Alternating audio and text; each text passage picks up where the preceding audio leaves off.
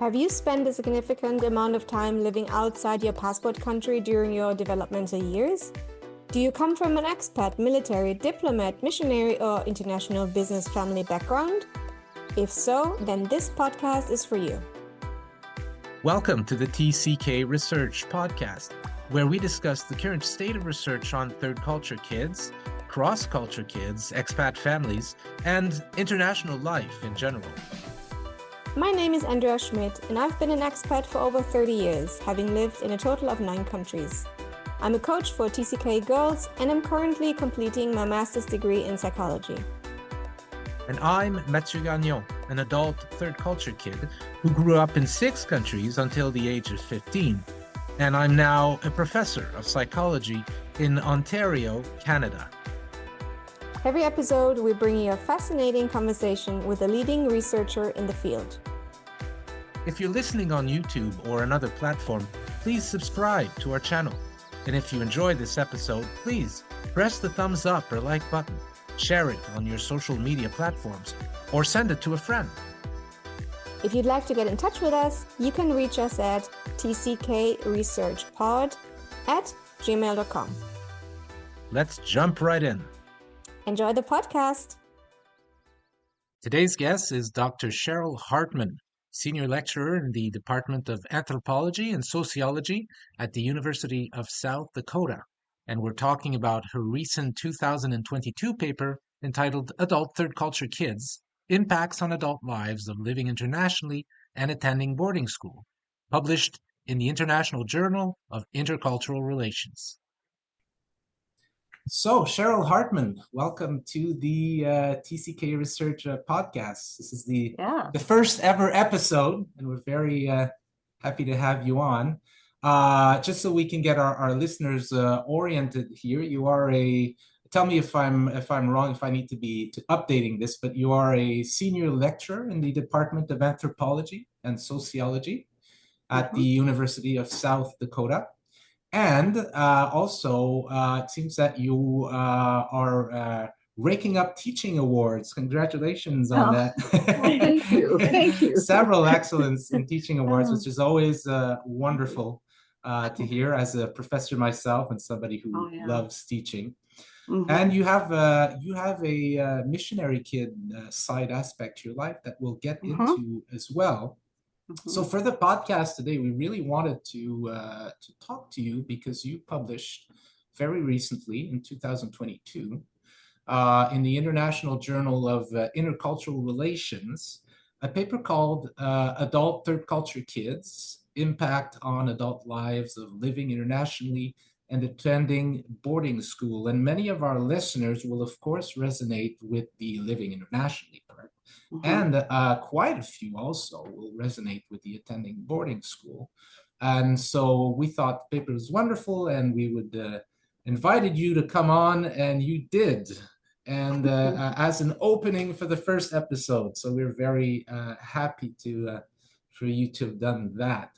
So before we jump on and talk about the research and get into it, Andrea and I figured that we always wanted our guests to tell us about their personal TCK or expat story. Some of them might be have an experience of that in their life. Others might have come through this topic through another way in. What's your way in?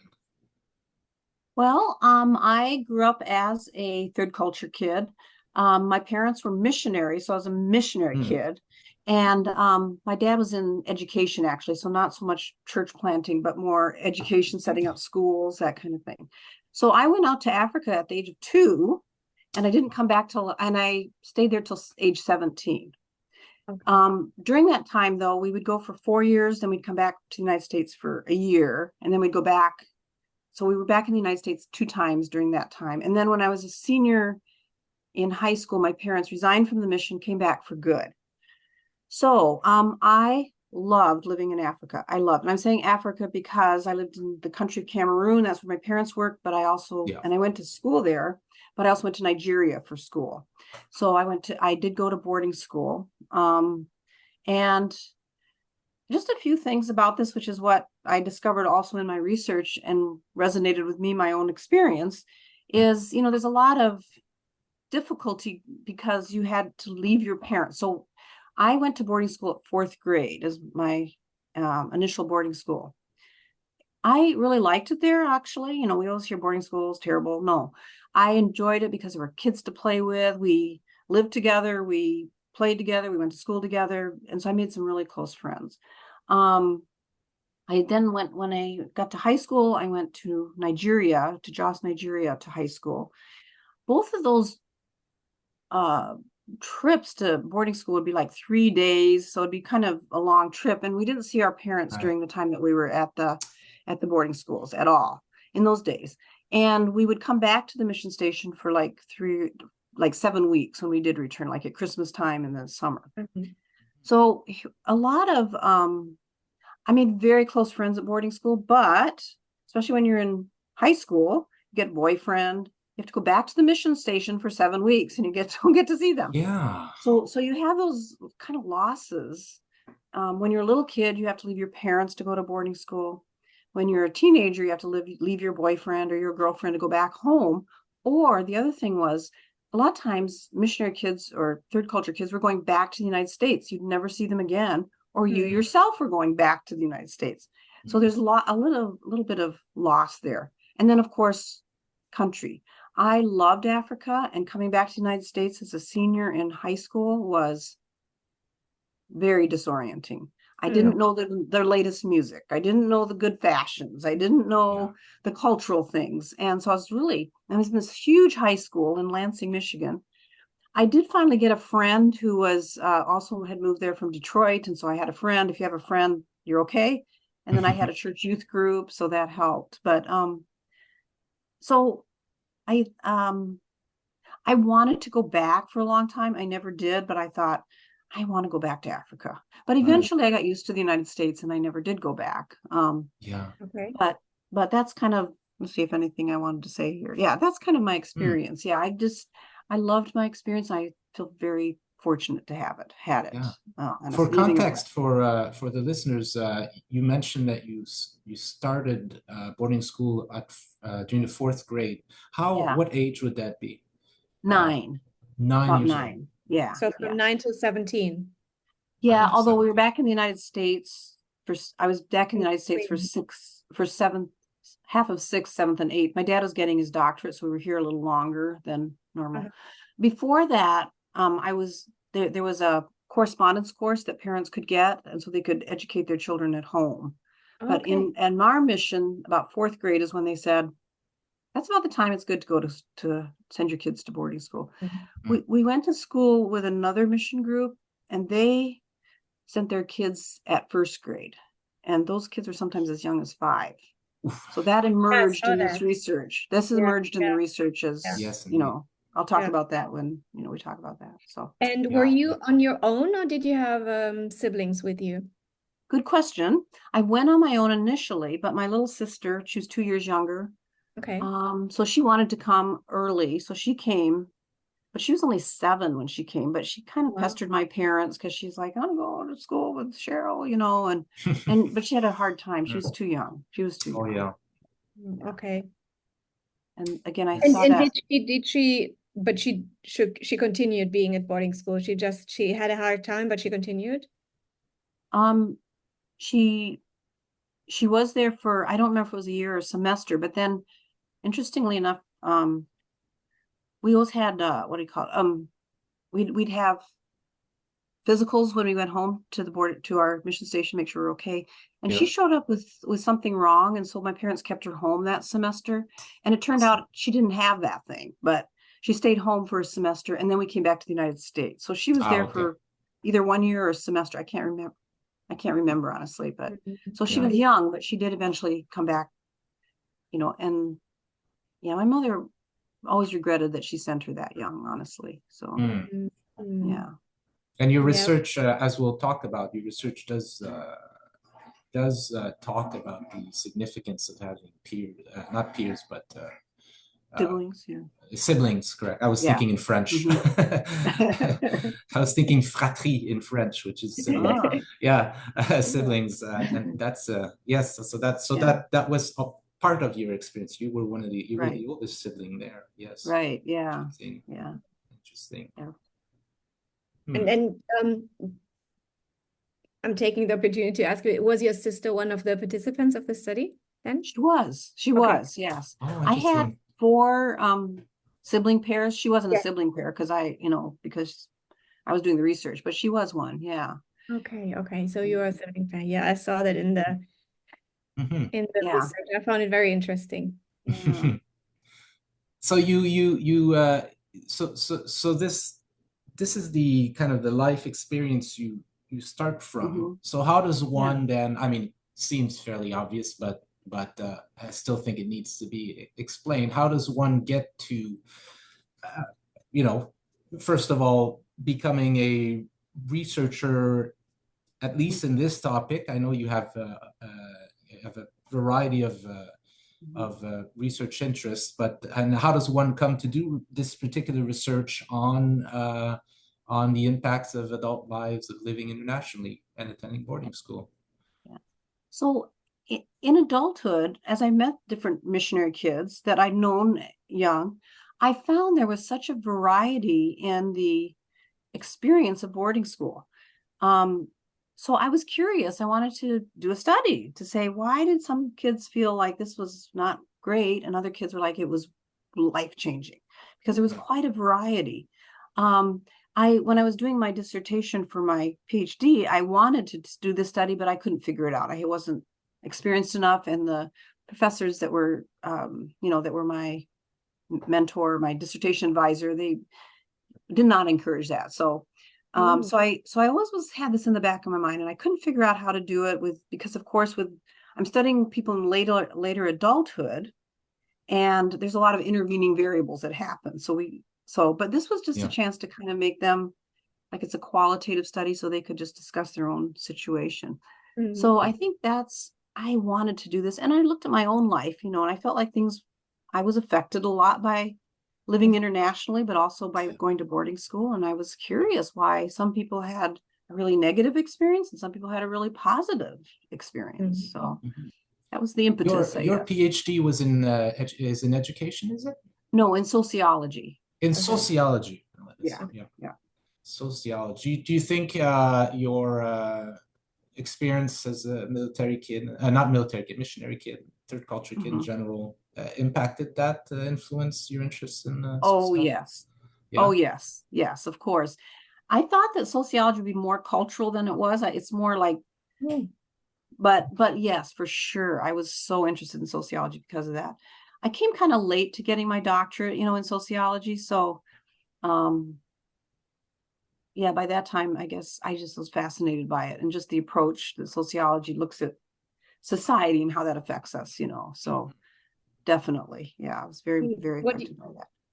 What do you mean by saying late? You came late to your doctorate? Oh, I got, I got my doctorate in my 50s. So, and my master's is actually, my master's is actually in English. Most people are like in their 20s and 30s. I was on the what I call the slow plan, because I took like one class at a time because I had a full-time teaching job, honestly. And so I just took it, but it was so interesting. Yeah. But I definitely, that was very much influence on choosing that area. Andrea, you resonate with that path, right? I do. I was just thinking, should I say something from my private life? Because I started studying again when my daughter left school, funnily enough, to a boarding school. Really? Really? Yeah. And so I got my master's. I started my master's, I think, when I late 40s, and I'm just finishing my master's and the bachelor's for it now the master. I'm just finishing it. So I'm all for lifelong education. I know. I don't think anybody is too old to do. I know. Absolutely. And it's very, I found it was better than when I was the traditional college student. Yeah. Because it's not it wasn't a must, right? We chose it. Right. Yeah. I loved it. I love the study. So I hope you're enjoying your studies too. Yeah, very much so. Very much so. Yeah. So going to your research, what were the choices you took methodologic? Can please say the word, Matthew? Methodologically. Thank you so much. It shows that I'm German at some point. And theoretically. Das Methodologie.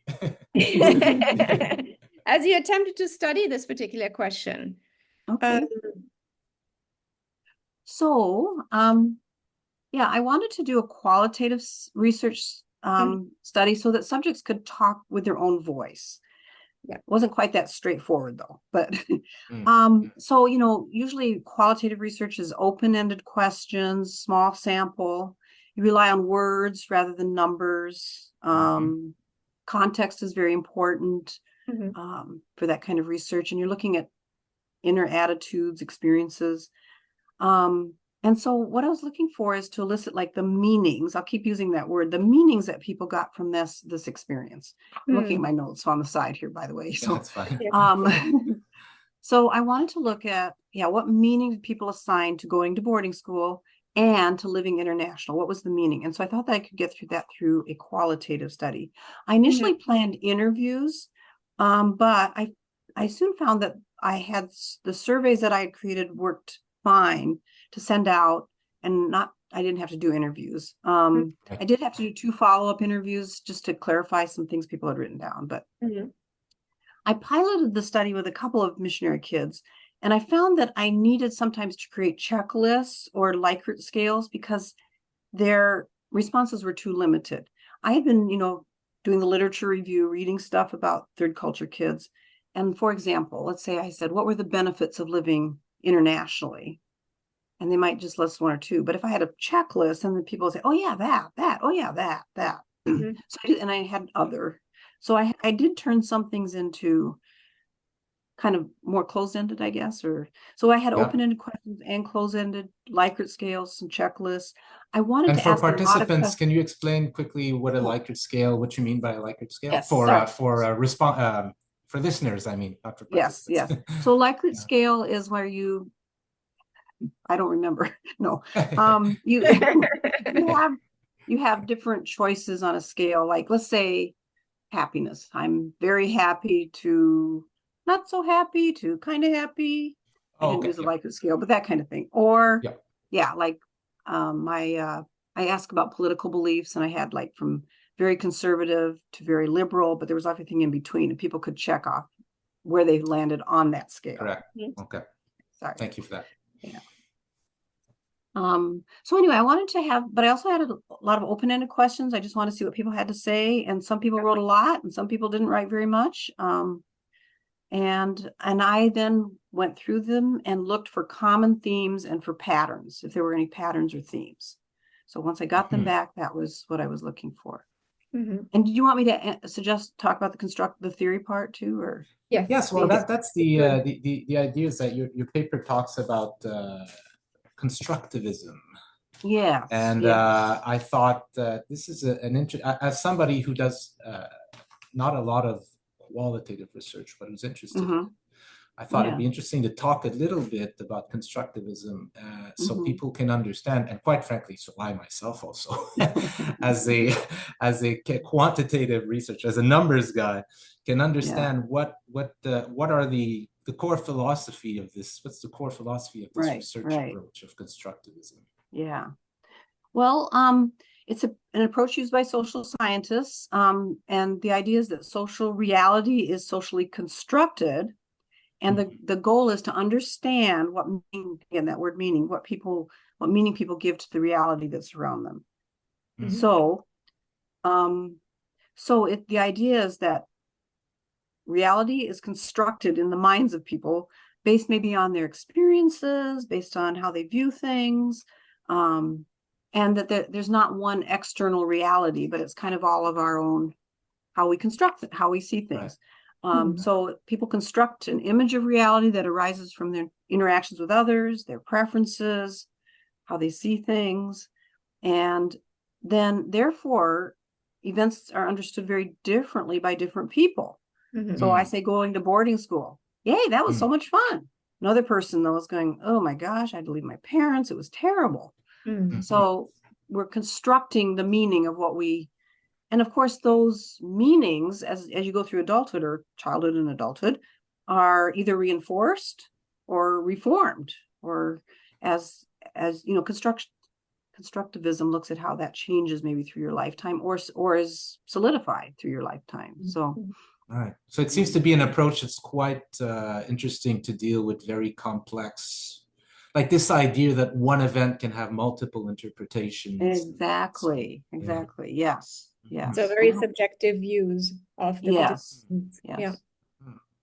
In sociology, we have something called symbolic interaction, which is that when we interact with people, we create symbols. Maybe I have, and so it kind of comes out of that, as in my opinion, it came out of that idea that we create meaning through interacting with people. And so these interactions as young children in the developmental years very much construct meaning for those children. What was that? And how has that affected them in their adult life?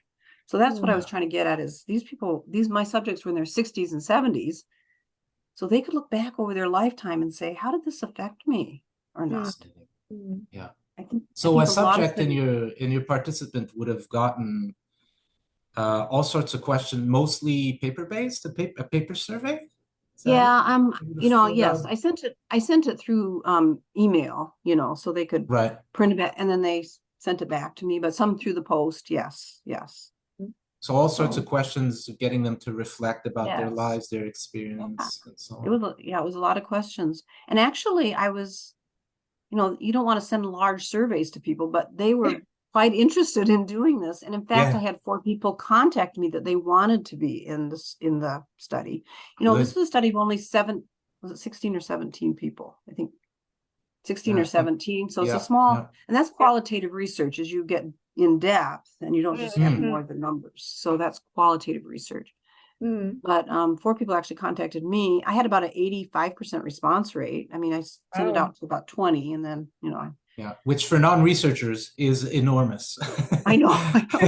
It's a wonderful thing, because you're happy if you have a 30. But everybody wishes for. Yeah. I know. Yeah. Wonderful. We're very glad to hear it. So anything else about the theoretical and methodological thing that you want to talk about before we move on to the main results? I don't think so. I hope that's clear a bit. I mean, it's, So can I just summarize? So you had 17 American ATCKs. So that's important to know, right? You had like one nationality. They were between the ages of 62 and 71. And you had 4 sets of siblings, right? Right. Yeah. Correct. Yes. They were all missionary kids. All missionary kids, right. And had all gone to boarding school. In Cameroon and Nigeria, you said. Correct. Yeah. What I found very astonishing was that there were boarding schools in those countries. I mean, special missionary boarding schools. I did not know about that. And you mentioned then some others who went off to Egypt and other countries. Were they also missionary boarding schools, or were that like international boarding schools? They were international boarding schools, from what I understand. Okay. I think those other 3 countries were international. Yeah. Okay. Perfect. Interesting. Right, and it's one of the things also that we thought was really interesting in the study. You don't have a lot of research on older people. Yes. Right. Yeah. I mean, a lot of psychological, social, educational research in humanities. You don't hear a lot from people in their 60s and 70s. And there's a top, right? There's a top age where you cut off. Yeah. And I don't know why. I've always asked myself why. And so we thought that was by itself, interesting. I just kind of want to see as people could look back over their lives, how has this affected you? I think there's more research done on re-entry, like when people come back to the United States or back to their home country, but at the time that they come back. So Yes. Okay, so what let's get into, and we can really go down to the details here, because there's a lot of varied conclusions and observations from this survey. Let's start with what are the main takeaways, and maybe after we can get down and look at get into the weeds more. Yeah.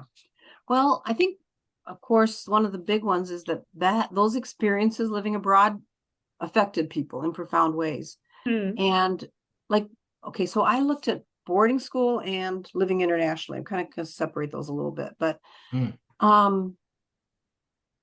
for some, boarding school, I think I've already said this, is very positive. For others, it was negative. For some, it was a little of both. And some experienced loss, grief, maybe even mistreatment.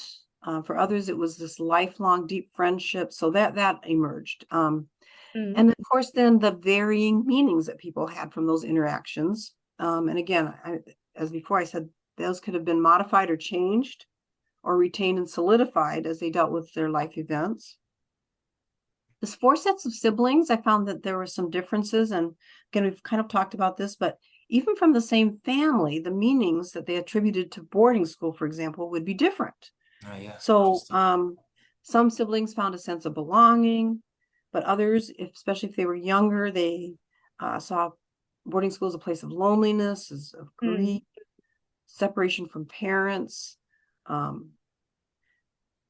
Older siblings often interpreted their role, not all of them, but as a caregiver, that I take care of my little sister or my little brother. Also sometimes of taking care of the other missionary kids if they were from their own mission group. Really? So, okay. Yeah. So in this study, the people that I went to elementary school with I was from a Baptist mission, and there was Presbyterian mission. So we had those 2 groups. But one of the older kids from my Baptist group, she kind of took responsibility, like make sure everybody was okay in our Baptist group, if that makes sense, because those were the kids that we knew. So the other thing, of course, was if the participants were extremely young when they first attended boarding school, grief and loss was very striking, very striking. And as I mentioned, I think I had a few that attended as young as 5 years old, leaving their parents. Very young. And it had effects on their lives. Here.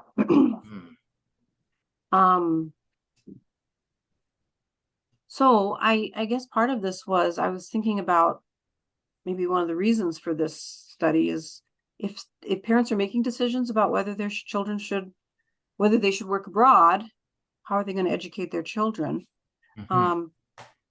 Living internationally was seen by almost all of them as really enriching and positive. So, they saw themselves as,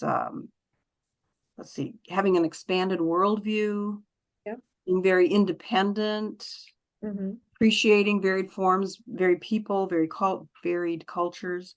And that, those are qualities that in an increasingly global world are very beneficial. So that part was great. Let's see.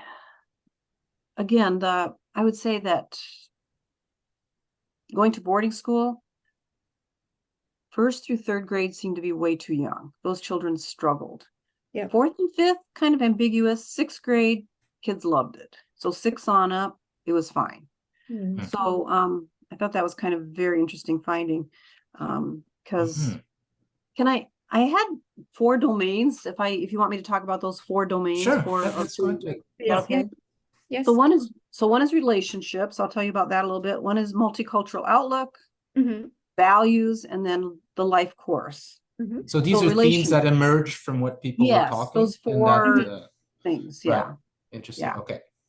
And so under relationships, I looked at parents, siblings, and then adult relationships. Like, has that affected you? So parents, you might think that a lot of the subjects felt some negativeness towards the parents, but honestly, not hardly at all. Again, living internationally, they felt that as adults nowadays, like in their present 60s, that created a connection with their parents because they had this unique experience. And so that had created a great connection with their parents. And they really respected and admired their parents for what they did. Boarding school, a little bit different. Some in adulthood said they had feelings of rejection, low self-esteem, distance from their parents. Let's see. So about a third, based on the relationships currently with their parents, about a third said they were very positive. A third said, no effect, that boarding school didn't have any effect. So that's 2/3. And a third said that there were some negative effects because of that. Of course, yeah. Do you have an idea what they meant by negative effects? Yes. I think I'll tell you that under the in the, let's see. Oh, I see what you're saying. Just a minute. Let me see what I have here on here. Yeah. I remember one person, for example, said, just a second here. One person said that, actually, no, I can't remember what example I had for. Don't worry. We're going to assume some resentment of some form. And just not understanding why their parents sent them that early. Okay, got it. That kind of thing. And especially enough. Maybe if you're yourself a parent, right? And you put that into perspective and give it meaning, right? And a grandparent by that time, 60 and 70. Yeah. Well, think about, if I know you, Andrea, you're a parent. Matthew, are you a parent? I don't know. Yes, I have two children. Yeah. So if you think about when you're 7-year-old, would you have wanted to send that child to school, or 9-year-old? My children, when they were that age, I went, what? Yeah. What are you doing? What were my parents doing? But but the relationships with parents were pretty positive, even though there was some, resentment that, again, if they were very young, that 1st through 3rd grade, there was some resentment.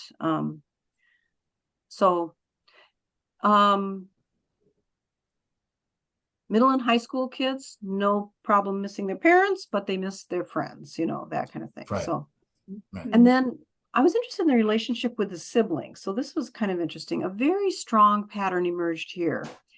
People were very close to their siblings. They almost all rated their siblings close, but they were much closer if they went to boarding school together. That's not surprising. That's interesting. But it was very strong. So a lot of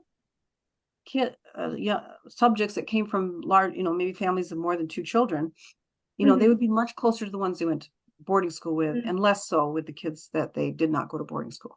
Now, as one person pointed out, that might be an age difference too. How you're going to go to school with kids that are similar in age, rather than a not much younger sibling might be staying back at home on the station. But that was a pretty strong pattern. One question, Cheryl, how many kids would go off to boarding school from those military kids? Was it like custom? Would everybody go or be sent? Pretty much. The Presbyterians, they sent their kids kind of young. Our missions said 4th grade. And so we kind of took the advice. I think my parents took the advice of the mission, said, okay, 4th grade, off you go. So yes, everybody went when they were that age. Now, if a missionary came to Africa when their kids were in 6th grade, of course they'd send their kids in 6th grade, that. So, but for us, it was 4th grade. And at that time, I think the Presbyterians, they had the school that we all went to was closer to the Presbyterian mission, maybe. So maybe their parents could see them more. But they said, and I found this from my study, that this isn't from the study itself, but from reading stuff. In the past, what do you do about educating your children? You don't have the internet. So then sometimes you had no choice. The kids would be left in the home country with their relatives, and the parents would go, or the mother and the children would be left in the home country. And so the when they family develop is separated. and that's not good. So when they develop boarding schools, at least the children were in the same country or nearby in a way. And only 3 hours away, like you said. You said 2-3 days. Sorry, 3 days. Right? Yeah, it's a long way, but. And that was closer than a ship trip. Right. Yeah. And you could go, if there's an emergency, I suppose, Yeah. So. Yeah. And so siblings, that's interesting. Yes. A strong pattern where siblings were closer if they had gone through that experience together. Right. Being 3 days away from their parents, right? And didn't see their parents all that often. So you become close to those. And again, that responsibility, older kids took care of younger kids relied on their older siblings. Is there a sense in which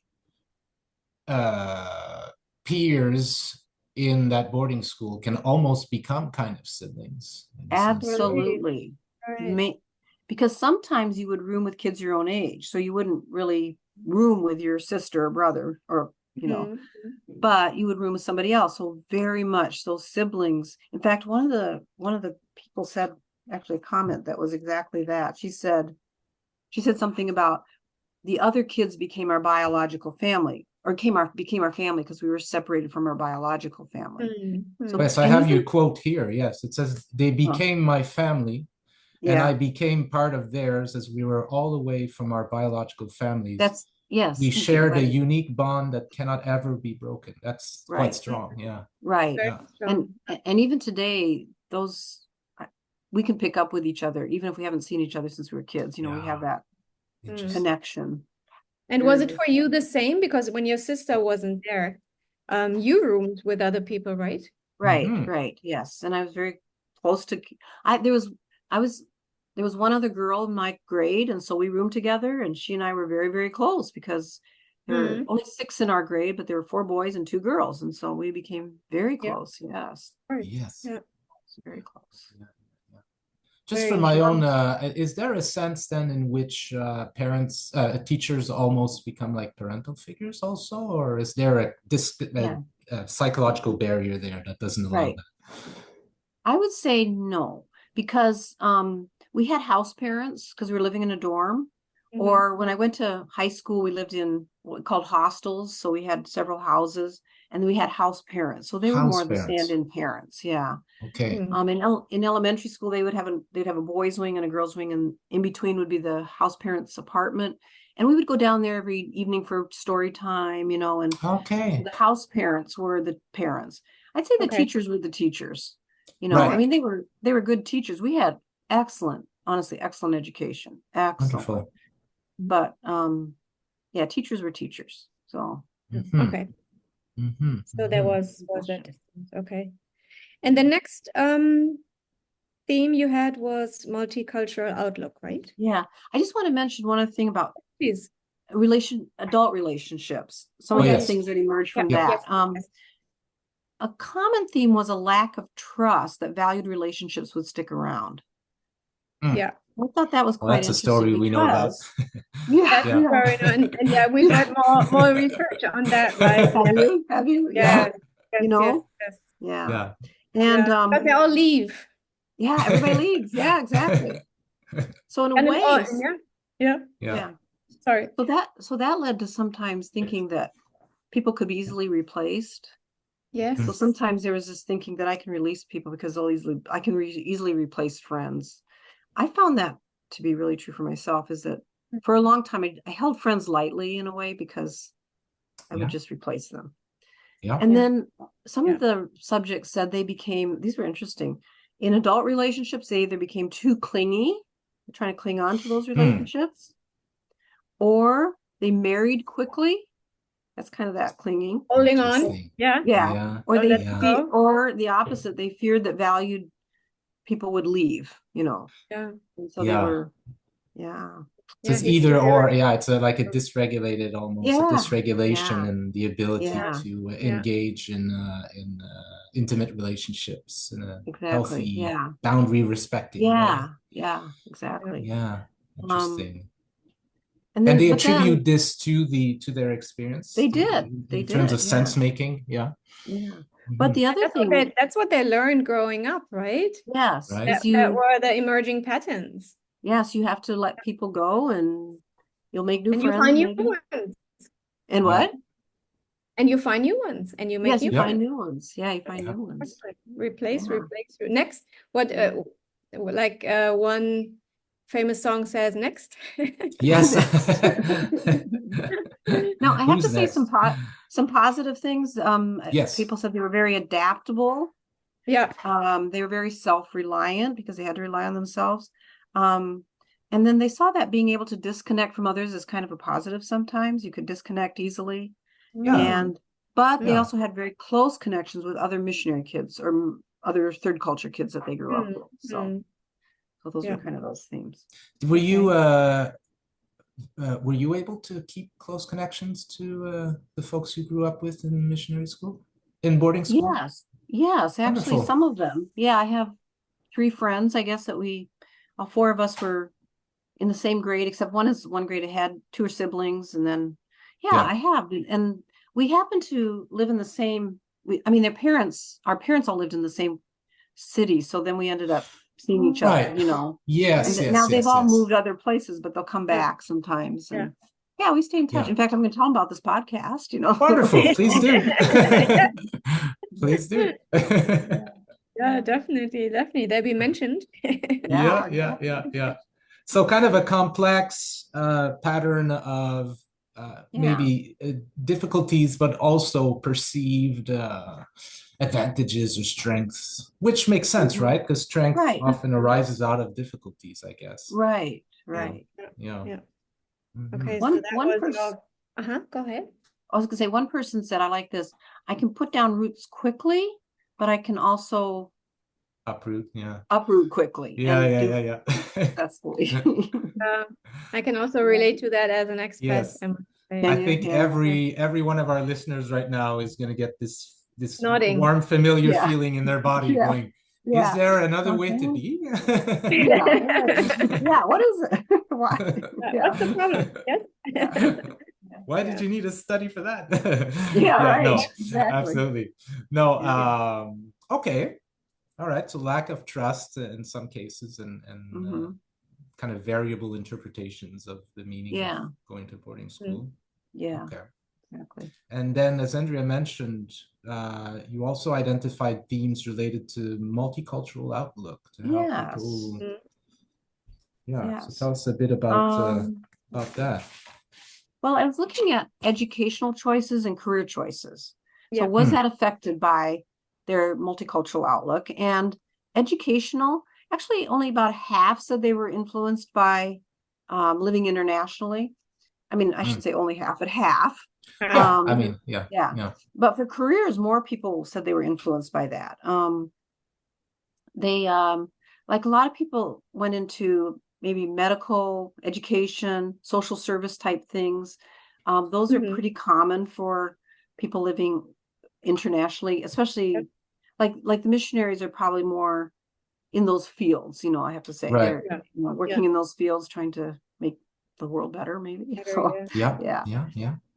Although there were other career choices, a lot of people went into some business kinds of things. One person said she's a travel agent, a couple people are international travel agents, so kinds of things like that. So seems like an obvious job choice when you think about it. I'd never thought about it. And I was thinking about it because you said educational only half, right? But that was also, I think, where parents still get involved, right, with your educational choice, whereas later career, it's more up to the that's a good point. themselves, right? That's a good point. Yeah. And of course, you went the education route as well. Yeah, I did. But I have to say, a lot of them got higher degrees than probably the general population because maybe following their parents, more focus on education and even back then. But I think maybe parents were medical doctors or in higher ed or not higher ed but education. And then of course more were open to more diverse populations, not surprising because they lived in open to different populations. And let's see, what else did I had? One of the kind of interesting is they were both, again, positive views and challenges of living abroad. But one person said that when she went to boarding school, she had to hide her emotions from her parents because she wanted to protect them from worrying about her going to school. That's quite heavy for a child to be thinking those thoughts. And just say from my point of view, I've heard that with my coaching clients, that they don't voice their feelings, especially when they're far away, because they don't want to make them that's very heavy. Worry. Let's see. And then you also said that only fewer than half of the respondents said, I make new friends easily. I found that interesting there. Yes. Yeah. Because again, again, I don't know if that's about loss or if that's that was Maybe one that more was deep friendships, maybe more deep friendships. maybe, yeah. And Perhaps, I remember my own experience of returning to the United States. Americans seem so, different, like it's very assertive and talkative, and I was like a little shy, probably. So I don't know if that's playing into that, but these are people that have lived their lives probably back in America, a lot of them. So Yeah. I don't know. But also what you mentioned before, when you came back to America, right? It's all, maybe that's also when you feel like I don't make friends easily. Now it's suddenly hard. Yeah. It seems like that. Because you're right, you have very close friends at boarding school, very close friends. And then all of a sudden you're thrown into a big school where you don't know anybody. And so maybe again, that afraid to get too close to people because you'll lose them. Or totally understandable, right? And in terms of occupation, none of your sample chose the missionary route. Right. Is that, statistically speaking, is that a common pattern to observe in the broader sense? Or? I don't know. I can't remember that. I can't remember honestly if that came up in my lit review. I do happen to know some of the kids that I grew up with did go back to be missionaries, but not the kids in this stuff. So, okay. All right. I know, maybe I know of one or two, not many, but so there were some, but just nobody in the study did not that, in this so. sample. Yeah. Right. Interesting. Interesting. Yeah. So again, a kind of pattern, a mixed pattern in terms of the challenges of living internationally, and it's always that I find that I always want to reduce the growing up abroad experience to, is it a good thing or is it a difficult thing? And it seems to me that the answer is always, it's both. It's complex. It's an ampersand, right? It's hard and right. I think you hit it on the head there. I think you hit it on the head, exactly. And you get out of it what you interpret from it, which is the importance of your paper, right? So how do these people interpret this? How do they give it meaning, right? What meaning do they show for that? Do you want me to talk about the values I found? I was looking at religious values and political values. Again, not of course, there's a strong preference for religiosity. These are missionary kids, so people are still pretty religious. I think 82%, but again, numbers, this is only a sample of 17, so one or two can affect the numbers, but let's say most people. 82% were still very religious. About 18 had no religion. Let's see.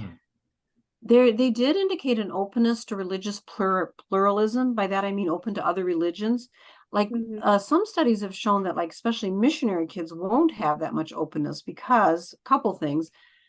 They're with, their parents are religious, of course, and they're in that, they're going to boarding school, they're on a mission station, but these subjects did indicate that they had an openness to religious pluralism, I guess is how I would say it. So, do we have a sense in which I'm thinking, I'm wondering, religious pluralism? Are we talking about something as simple as different forms of Christianity, different versions, or are we talking about really like big differences, openness to non-Christian based right.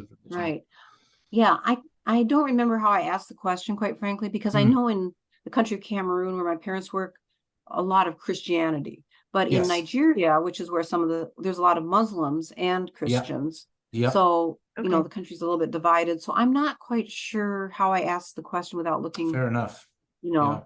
But you're right. I think I just asked it sort of a general, how open are you to other religions? And I was thinking outside of Christianity, more. What I think that would be probably the interpretation. The default. But I found the answer interesting anyhow. Very interesting, because I would have imagined, well, you lived in this bubble and then you went to this boarding school bubble. Right. Very interesting. A lot of the subjects did have the same religion as their parents. They didn't divert from that, but they had openness to Yeah. You know, understanding that there are more religions in the world, and you know, they're international living in again, right? Because yes, and seeing, yeah, you know, exactly. and then devoutness, that was very varied. You know, how devout people are today, because I was kind of curious about that. That was varied, you know, like I said, not black and white at all. So yeah. let's see. And then political views. So I kind of thought that maybe there'd be more. So I asked everything from, you know, very conservative to very liberal. And I had apolitical on there, which means nothing. I don't have any political. Nobody was apolitical, but I did have moderate in the middle. So that I considered kind of the neutral. Yeah. So, what would you expect on this? More conservative or more liberal? More liberal? You're right. Yes, more liberal.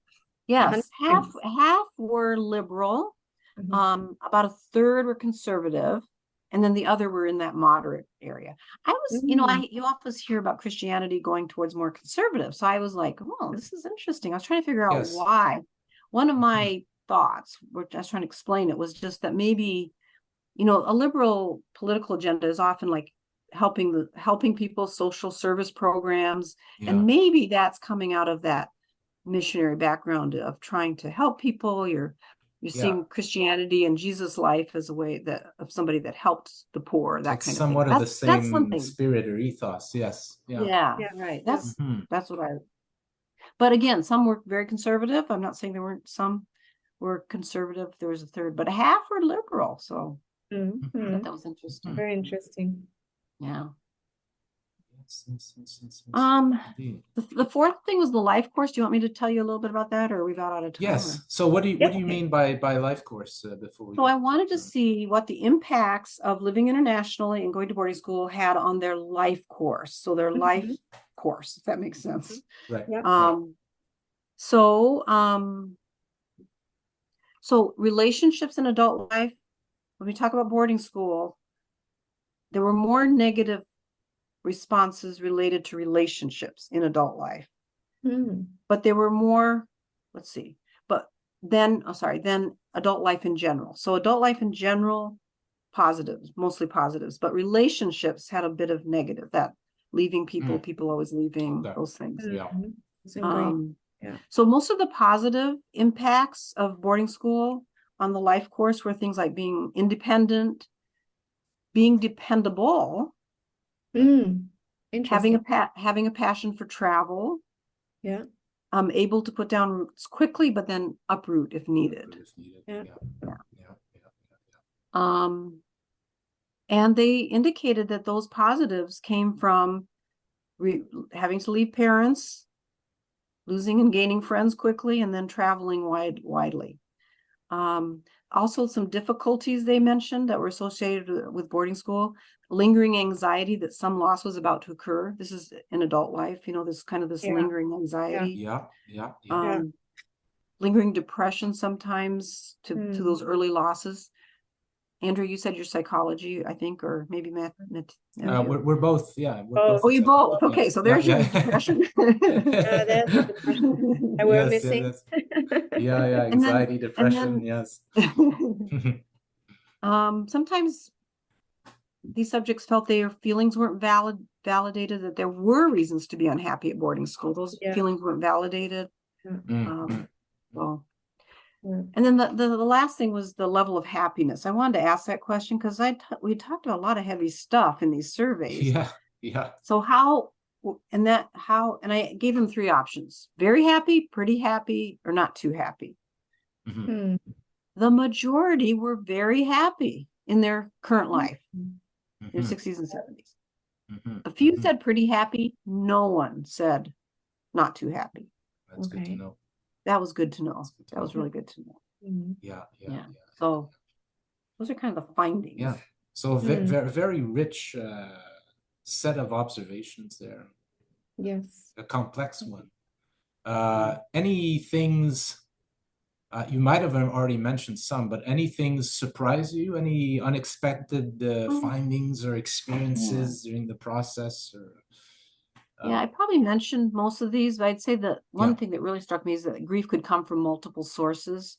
It was leaving parents. I knew about that, but the leaving friends, Yeah. but then also leaving country, to go back to the United Yeah. States, leaving country Right. was a grief.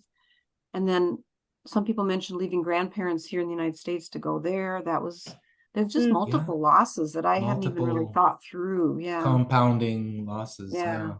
And Yeah. even leaving boarding school to go home to the mission station where you have no friends. Yeah. And then you where go back, Yeah. back and forth, leave. I remember Yes. always, there's just a lot of anxiety, I think, around that. So, Yeah. I didn't think about before the siblings being closer if they went to boarding school together. I don't know why I didn't think of that, but that really emerged as a strong pattern that I hadn't Yeah. considered. So I was Hmm. surprised at that. So that surprised you personally? Yeah, I just hadn't really thought of that. Yeah. I have two sisters. One came to boarding school. One did later, but she was a little bit younger, so and of course I felt there was a very strong line on age of going to boarding school, when it was okay and when it wasn't, that was very that came really out as really very strong. Yeah. very strongly. Yeah. Yeah, I mean, I think nowadays we know a little bit more how important those developmental years are, right? Yeah. Yeah, and I think that fits into our next question, Andrea, doesn't it? Into like how the results could be used to help improve the ATCK experience. Yeah, Right. that would be a quite good question for you. Yeah. I think one thing is, first of all, to realize the age that children might be more comfortable going to boarding school or not, if you do that. The other thing is that teenage children might want to go to boarding school if they're in another country, because they want to be around friends. They want maybe people that speak their own language. I came across that in some of the research I did, is just children want to go to boarding school sometimes, and again, I reiterated this, but as children, I think people need to realize parents will be missed, and parents will miss their children. But when they get to be teenagers, it's going to be friends. There's a sense of adventure almost, right? And when you're ready in terms of teenage years. And you want, I want to be around boys, or girls, or, It's the natural development, right? You need to push back and need to leave your parents. That's the part between, right? Really, and it's fun, you get to go to school and be around other kids and more or less all kinds of stuff. Other people the same age. And often in the mission station, you wouldn't find a lot of other. You might have others, but you might not, So. Huge variety also with age, right? Because of the siblings, like you said, so many siblings there. So different ages. Yeah. Do you think it would be different nowadays? Because now that we do have the internet and there is lots of homeschooling also. I know of one girl, the parents did homeschooling with their missionary kids. So that's another option now. Of course, we have the internet. You can do online schooling. Do you think it would still be, like, based on your research, still be better to go to boarding school and like count for a more positive experience than being homeschooled? You mean physically there? Yeah. I do for older students, or the older children. Absolutely. I do, because it was really great, honestly. And I think, and it did seem to break, again, as I said, along those lines of if you're too young, but once you're older, you want it, you're around your peers. I think also we assume the internet is good in all countries. I'm not sure it is either. So maybe you can't get access to it like you might like. Correct. But we know from COVID, that's kind of it can be very lonely just to study by internet, can't it? I mean, you can have connection with people, but I think honestly, but I'm speaking from someone who had good experience, so. When you describe when you talk about missionary stations, what would that look like? Because you said it's very lonely, it's very remote. How remote, how lonely is it? Like, are you? So, often we'd be connected to a city or a village or a town, but there would be an area where we would have, my dad was in education, we'd have a college with dorms for students, and faculty houses, and they'd all be on what we called a compound. Does that make sense? Compound. Yep. Yep. Yeah. Yeah. And so that would be the mission station. But they were often connected to towns and cities, or like if you were a medical missionary, you would have a hospital, then you'd have the doctor's house and the nurse's houses, and that would be a compound. And people would come to the hospital or the clinic, So that's what they would look like. So so it kind of depended, like one of the mission stations we lived on, we had other kids our age. That was great. But when we got to fourth grade, we all went to school, and left the third graders behind, But they're kind of a little bit close community, I guess, kind of closed. I mean, we're educating people that are from the country, and we'd play with kids that were from that country. Right. But the one reason for going to the schools was they were American schools, so that we could come back to America and slip into the school system here. Right. Because the teaching in Cameroon, for example, was an English system of O levels and A levels and yes, kind of system. Yeah. So we couldn't just go to school on that campus. We had to go to American school so we could slip back when we came back here. At least theoretically, right? Yeah, right. Theoretically, exactly. Exactly.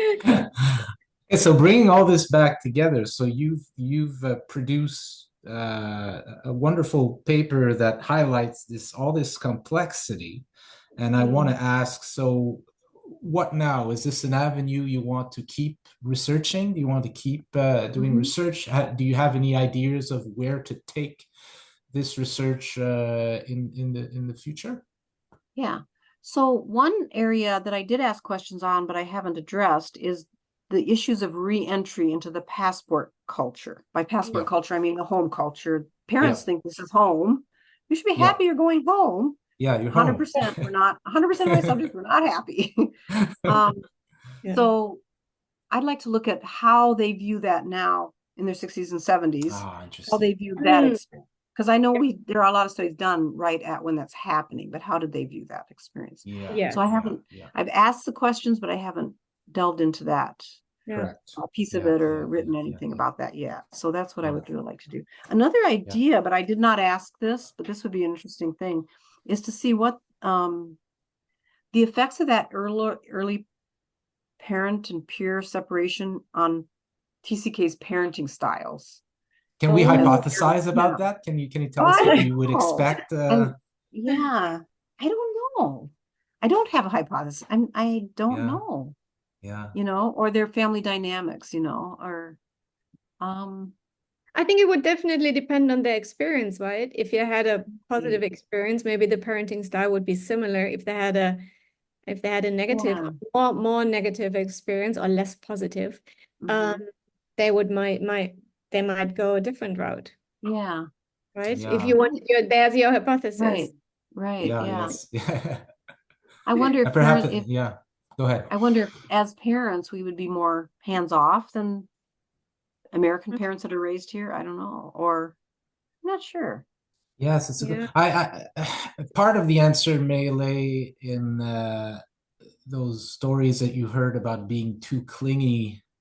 As maybe some patterns that are produced in the context of intimate relationships might also kind of show up in the context of the ultimate intimate relationship, which is the father or mother-child relationship. Right. That's what I would suspect, I guess. Yeah, because research has shown, right, that the family nucleus is normally very strong for TCs. And I personally feel a very strong connection to my family, but I don't know. I'm just, that was one thing I thought would be interesting to study at some point. I think someone suggested that, or oh, that's interesting. That would be interesting. That would be very interesting. So we can look forward to more research from you and perhaps future episodes. Maybe. I don't know. Can I just say one more thing quickly? Of course. I hope one thing that I feel like is not talked enough is the re-entry for third culture kids coming back to their home country. That's what their parents call it, and they don't feel like they belong, and they don't feel like they understand what's going on. It's very difficult. And Yes. I think we're very more aware of this for sure than in the past, but Yeah. I just hope that gets attention. People call it repatriation, and I decided to not use that word. I call it patriation. Because I wasn't repatriating. There's no re. I was patriating. Yeah, that's a good point. Yeah. Because you I think you're correct, experienced it, Matthew. Yeah, you experienced it as well as you Yes, do. yes. And it's something that I experienced it around, I think I was 14 and 15. And it's something that's still at the age of 47, I am trying to make sense of and interpret, as you were talking about interpretation, and